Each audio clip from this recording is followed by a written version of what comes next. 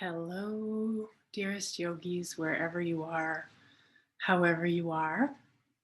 Thank you for joining me for the pranayama class, the breath class. So, pranayama in Sanskrit means prana, life force energy, which we sort of call breath now. And yamas are disciplines or observances or practices. So, pranayama, the practice of life force energy or breath. So some of you will have been through these exercises before, and for those of you who are new to them, just let them come in and then almost leave them alone and practice them throughout the classes when you can. It's better to bring them in and out as opposed to getting frustrated that you're not doing them all the time or you think you might not be doing them right. It takes a long time to coordinate breath with asana practice or posture practice. So yeah, it took me years and it's still very imperfect in my own practice. So just putting that out there for you. This is an introduction and you can take it in and then work with it at your own pace. So I'm going to chant Om, and then I will lead you through a practice of full breath or 3-part breath. And then I will talk a little bit about Ujayi, Ujayi, Ujayi. You might hear it called Ujayi, which means the powerful breath. So the Ujayi breath practice, which is more of an advanced breath practice. Some of you who've been practicing for years may still not be using Ujayi. I'm just going to plant the seed so you can work with it and let it go, work with it and let it go.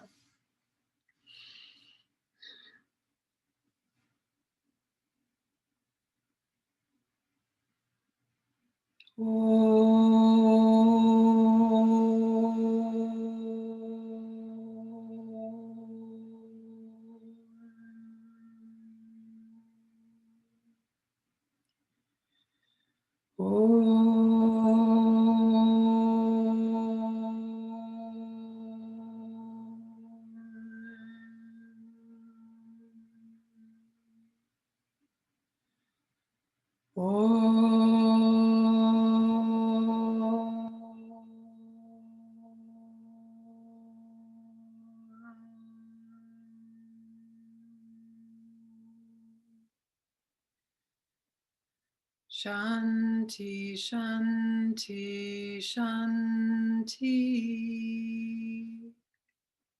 Om. Peace, peace, peace.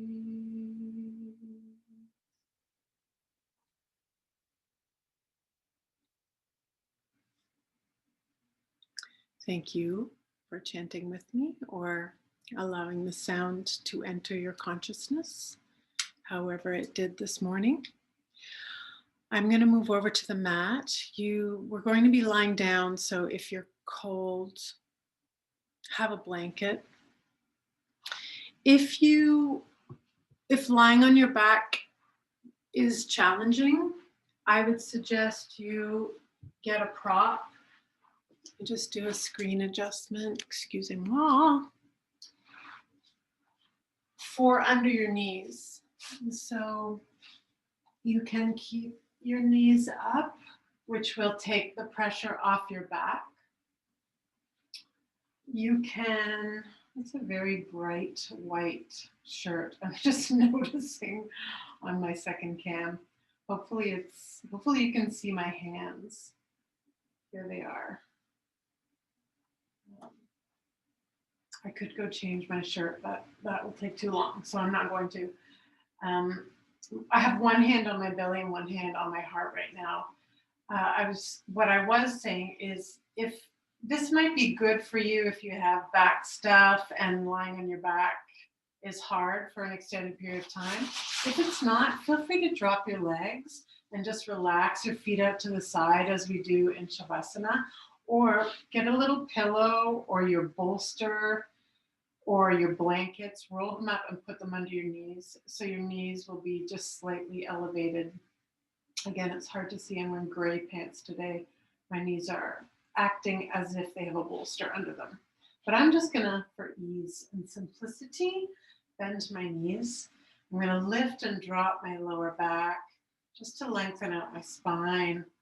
I'm gonna gently rock my head from side to side to draw my chin toward my chest.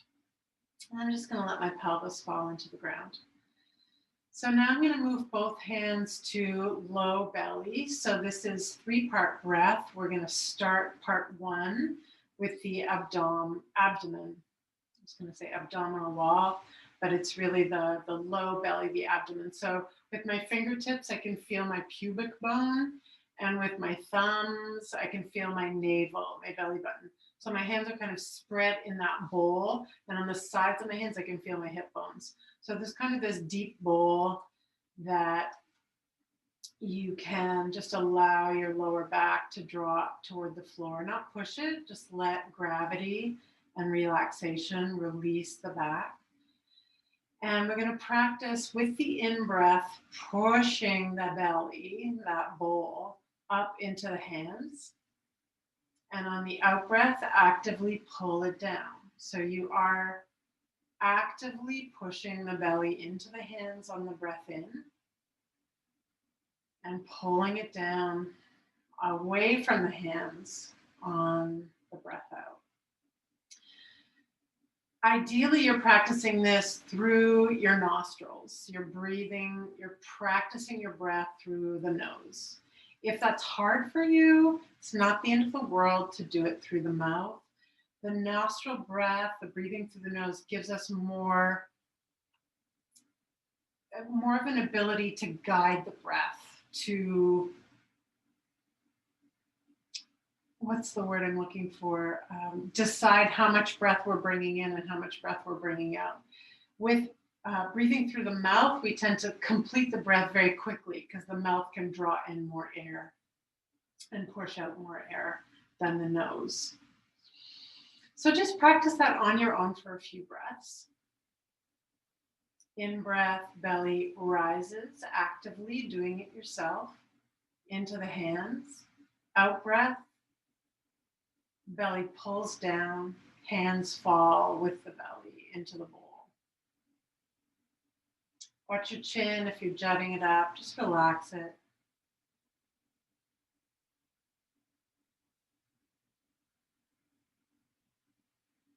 You may have heard me say in class, pull your belly back toward your spine. This is one way to notice that that's what I'm talking about. So belly actively rising, pushing up, in breath, pulling it down on the out breath.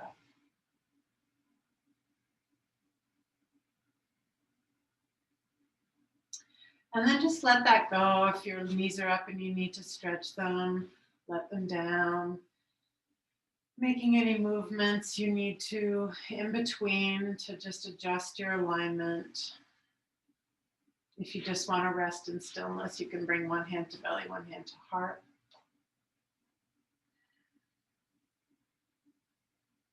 So I did take my legs down and now I brought them back up. So I just, again, I drew my tailbone up and down, lengthened out my back, release my chin toward my chest. So part 2 of the 3-part breath is ribcage. So I take my hands and I spread them as wide as I can across my ribs in a way that's comfortable for my arms. So whatever way you can do this, that your arms and your shoulders are still relaxed on the floor or comfortable. So same principle. On my in-breath, I want to expand my rib cage against my hands. And on the exhalation, I want to collapse the rib cage and feel my hands go with it down. In-breath, expand the rib cage into your hands. Out breath, collapse the rib cage, let the hands fall with them, with either side. So just practice that on your own again for a few breaths.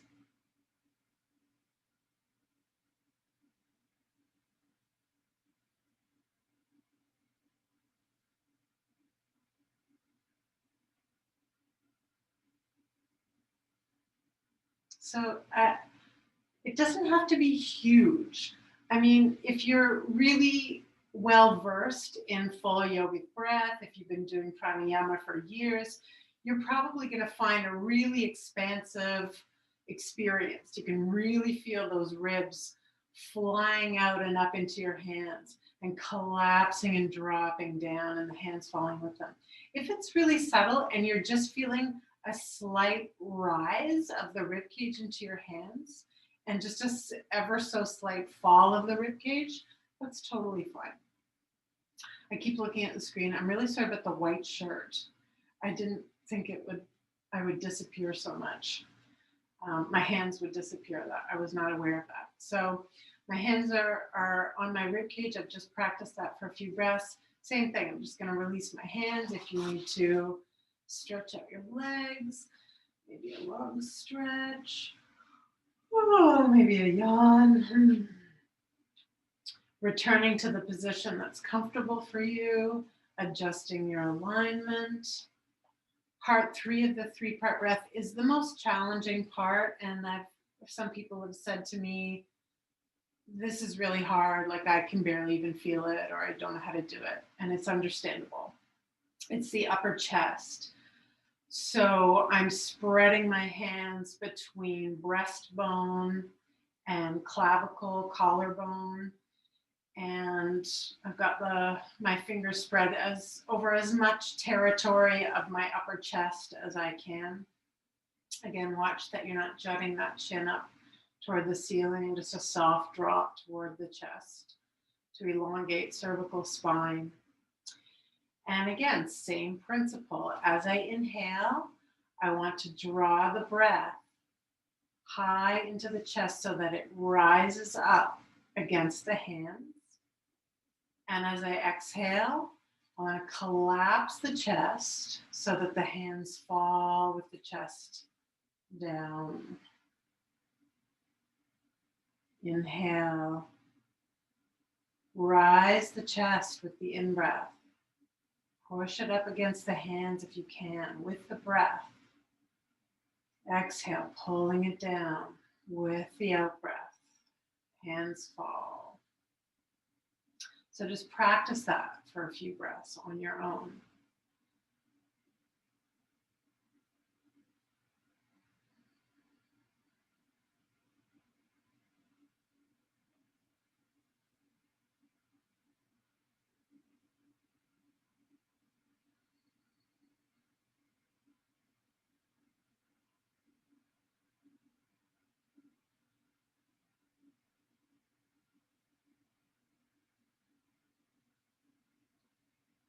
And then just let that go.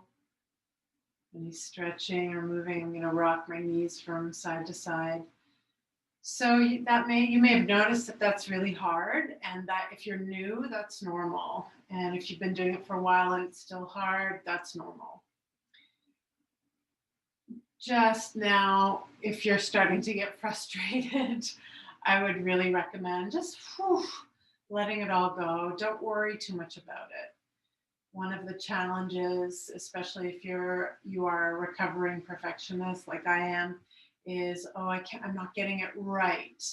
And that frustration that arises when I don't get it right first try, and the discouragement that can come with that. So if that's happening for you, I just invite you to notice that, be aware of that, and then without judgment, just release it. Let it go. It's okay.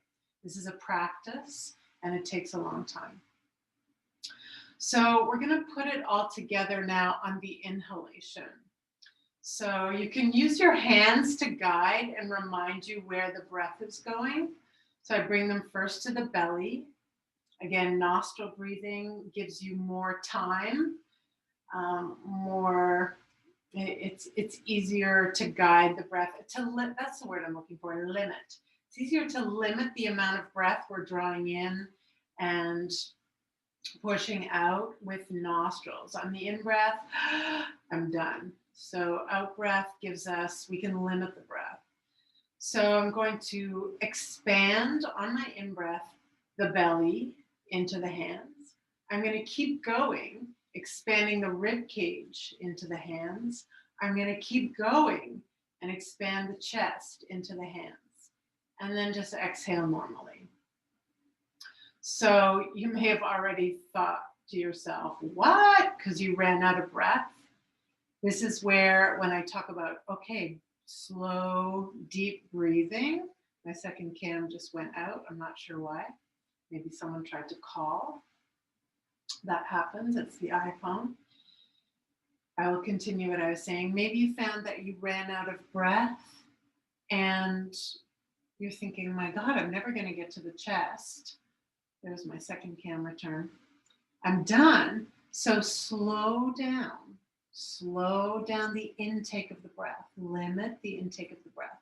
This is where Ujayi, which we will get to later, allows us to limit that intake. But for now, just normally, as you can, inhale, belly, rising into rib cage, expanding into chest. Exhale. Take another breath if you need to, in between, a free breath. And then expand the belly, expand the rib cage, expand the chest, all on the in-breath. Let it go. Catch your breath if you need to. So keep practicing this order. Belly rises, rib cage expands, chest rises. Let it go. I'm moving my hands just to remind myself and to help. I can feel it's helpful to push the belly, expand the rib cage, and rise the chest into the hands so you can guide yourself that way. So just practice that on your own for a few breaths.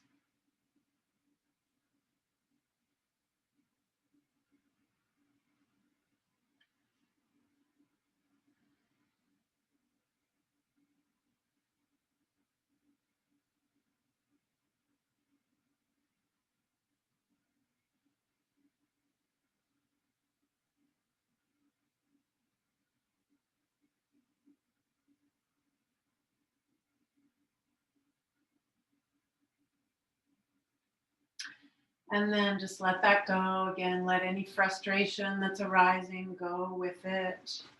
I'm going to pull my knees into my chest. I'm starting to feel some tension in my lower back. So I'm just going to do a little rock and roll, drawing out the lower back.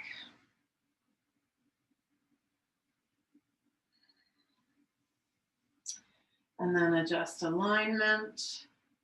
And we'll do now on the exhalation. Now, here's the interesting thing with the 3-part breath is the exhalation goes in the same order.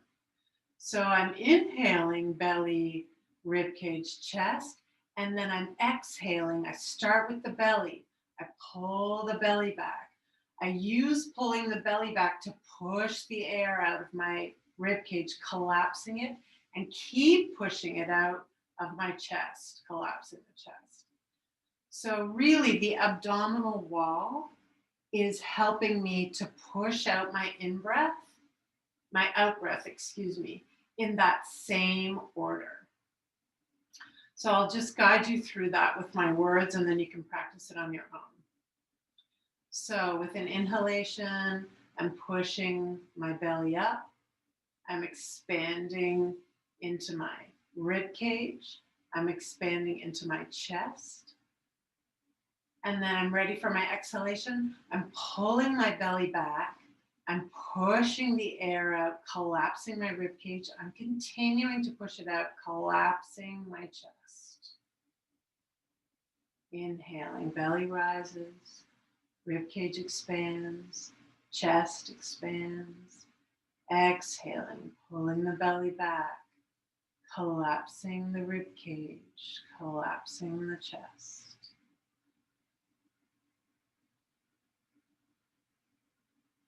Trying that on your own, using your hands to guide if you need.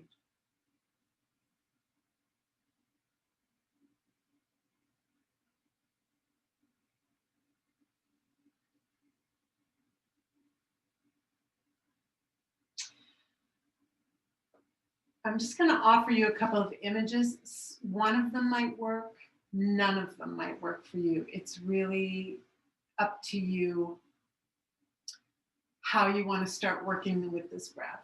So one of the images is if you draw a triangle from your pubic bone to your clavicles. So your collarbones are the baseline of the triangle, your shoulders are the points, and the third point is the pubic bone. As you're inhaling, you're filling that triangle up. As you're exhaling, you're draining that triangle from the bottom point to the top. That might make sense or it might not. If it doesn't, leave it alone. Another one is just like a pipe from throat to pubic bone. So as you expand belly, rib cage, chest, you see that pipe filling up. As you pull belly back, collapse ribs, collapse chest. Again, you see that pipe draining from the bottom up.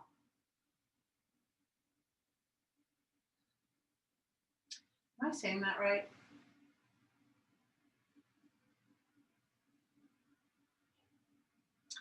Doesn't really make sense, does it? Hang on. Triangle, filling it up.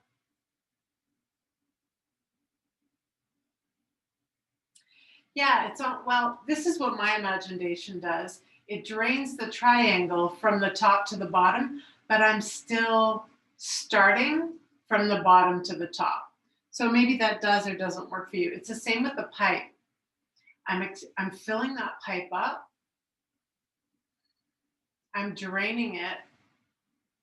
And the drainage is starting from the top, but I'm still starting from the bottom. So I may have just totally confused you. And if I did, completely drop it out. But maybe you found something in there that works for you. The other thing is the last one is to just picture your lungs. So as I inhale, I'm filling my lungs from the bottom up. So I'm going from belly, ribcage, chest. My lungs are filling up, watching them fill from bottom to top. As I exhale, yeah, same thing. They're draining from the top, but I'm pushing out the air from the bottom. I'm not convinced that any of those are actually helpful, but if they are, use them.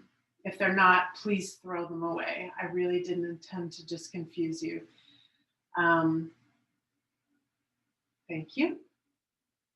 Okay, so let's just practice that again on our own for a few breaths. You can use your hands, moving them if you want.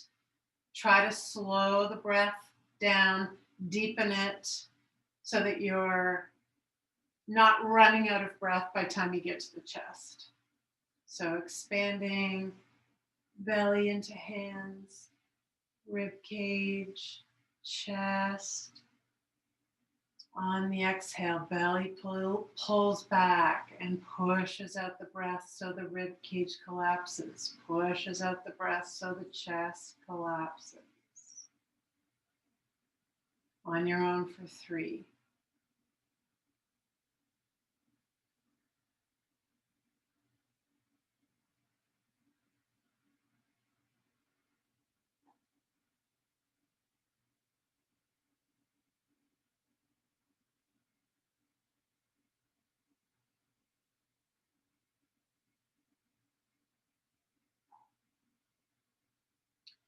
So just let that breath go And now just give your body a stretch in whatever way feels good. And bringing arms above head, flexing the feet, relaxing the back, releasing the chin, pointing the toes, relaxing the back, lengthening, and then just collapsing. I'm going to bring knees into chest, releasing the back, gently walking the pelvis each time I roll from one side to the other, walking the skin of the back down the mat. I'm just going to drop over into fetal for a few breaths.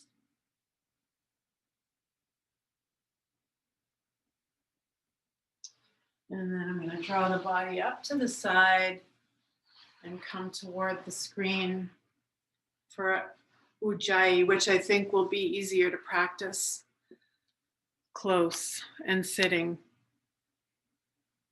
Feel free to lie down. Keep lying down if you want. Excuse me. So Ujayi breath is when we limit the intake and the outgoing breath by closing the back of the throat or the glottis. Not completely, obviously, because then no breath would come out. So the challenge, what people find challenging about Ujayi is the discipline or the experience of how do I close the back of my throat, not completely, leaving a little slit essentially in the back of the throat to limit or guide the breath. Now, eventually, if you can master Ujayi breath, when I say things like send your breath into the tight place or send your breath into the stretch, you will, I think I just saw a fox. You will know exactly what I'm talking about, and you will be able to more and more, when I say let the posture move you, don't push yourself, allow yourself to move into the posture, you will know more and more what that experience is like.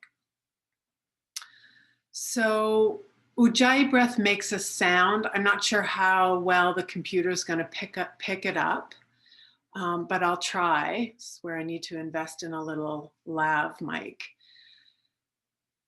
So, ideally the person on the other end of the studio is not hearing you do Ujayi, but it does make a sound. So this is why also some people are self-conscious about using Ujayi in the studio, because they think, oh my God, someone's going to hear me.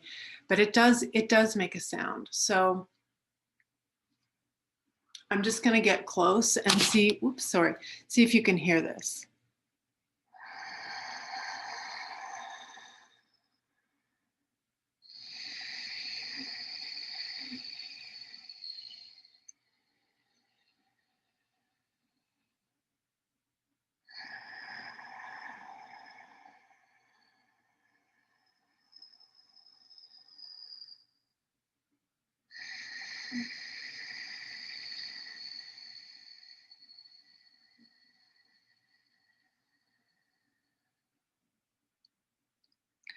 So I have no idea if you could hear that, but if you could, you can hear that it makes a sound, and you can hear how long my in and my out breath was. Why? Because I'm limiting the amount of breath coming in and going out, which enables me to extend my breath and make these super long breaths. So in combination with the full yogic breath, I am inhaling belly, ribcage, chest with this gentle closure of the back of my throat, leaving a slit open so that I can guide, slow down, limit, move, send the breath in this fine spray. So Ujayi is like creating a fine spray of mist that you can send into every cell of the body. It's a really amazing thing. So one way to start the exhalation, this is an image that I like that may help. The exhalation, imagine you're fogging up a mirror or a window.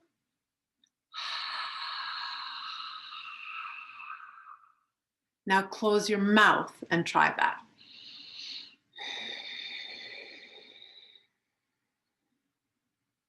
So that's the out. I like that way of teaching it. I think it makes sense, and hopefully, because everybody knows how to fog up a mirror or fog up a window. Close the mouth and try it. In-breath is a little harder, but it's the same principle. So now try reverse fogging up that mirror or that breath with the mouth closed.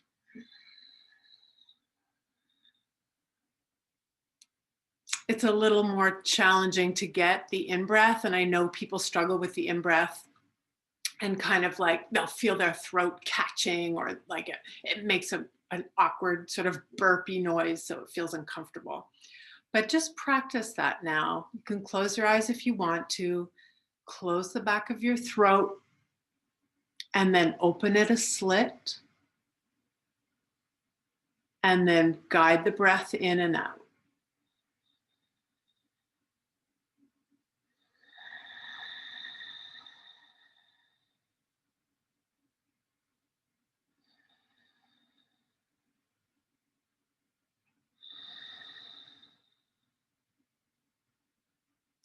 Now, if you want, try the 3-part breath with Ujayi.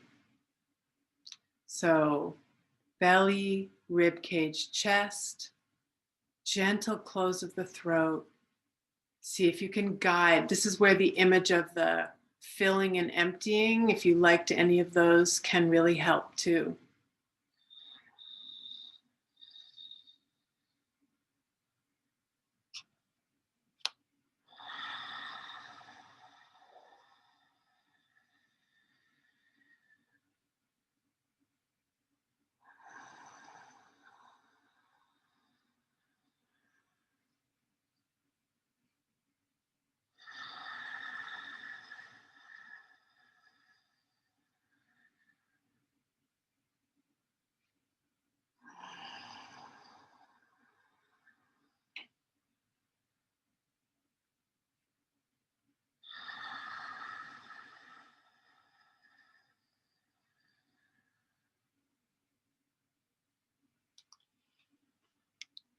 So just letting that go,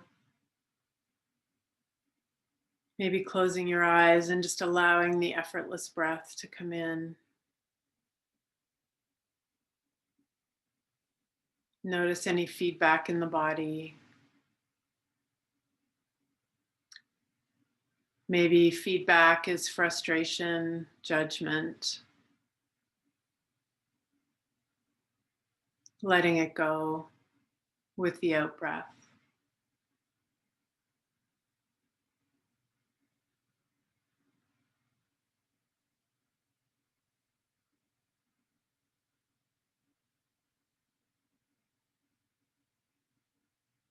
And chanting Om with me, or just listening to close our breath practice, our pranayama practice.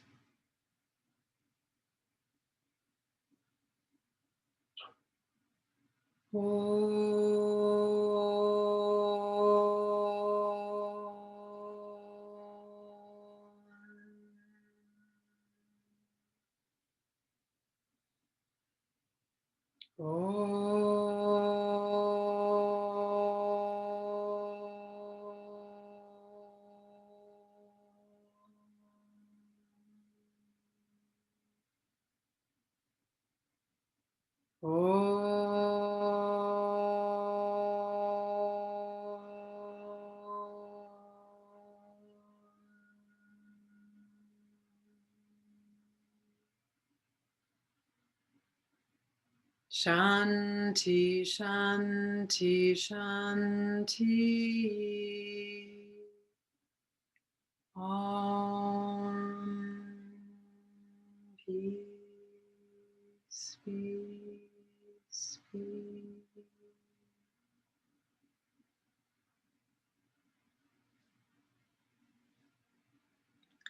Thank you all for your practice. Thank you for your open mind and your willingness to learn. Again, this is challenging stuff, and be gentle with yourselves. Let yourself learn this over time. Tell yourself that yoga is a lifetime practice. It's not an exercise. It's a practice that we do for, you've heard me say this before, the experience of self-realization, of waking up to ourselves, to the depth of who and what we are, not just these bodies and these monkey minds, but an eternal, universal energy that yoga tunes us into. And so, if you will invite these practices in, you will keep working with them for as long as you build your practice. If you have any questions, email me at celiajanemcbride@gmail.com, and I'll try to answer them for you. And I will see you. I'm looking at myself. I'll look at the camera, so it looks like I'm looking at you. I will see you on the mat. And out to you all. Bye for now.